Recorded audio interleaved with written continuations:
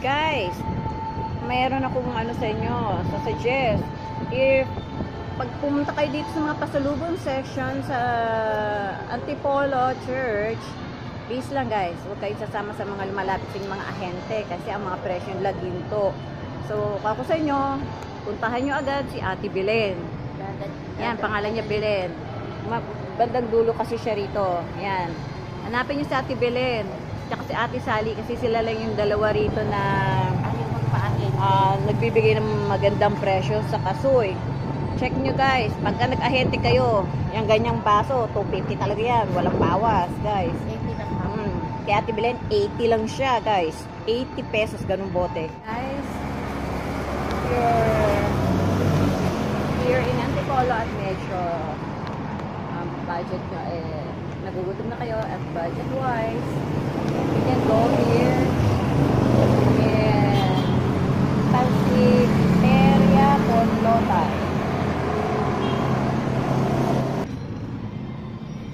Ito siya guys.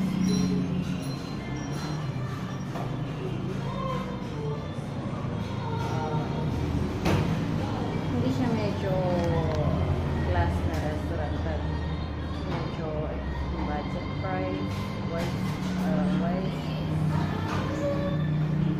budget wise, medyo konti ang budget.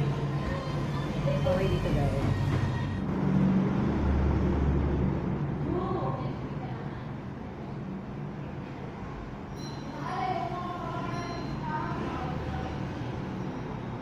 Yan ang kanilang menus.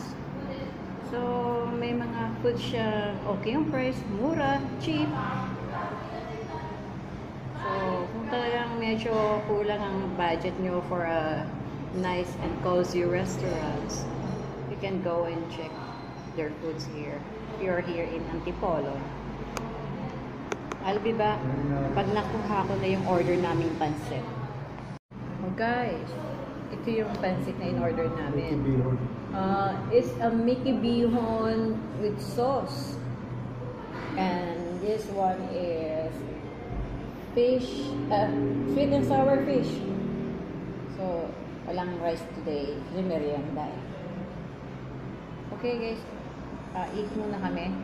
Tikman namin kung okay itong food na to. Okay, yung foods nila rito, yung pansit, tsaka yung fish, sweet and sour fish, okay siya, masarap. So, don't forget, pag naligo kayo rito sa Antipolo, budget-wise, punta kayo dito sa Pansiteria Ponlotay. Ayan sila, mga staff nila rito, mga mababait yan sila, tsaka mga foods nila is okay.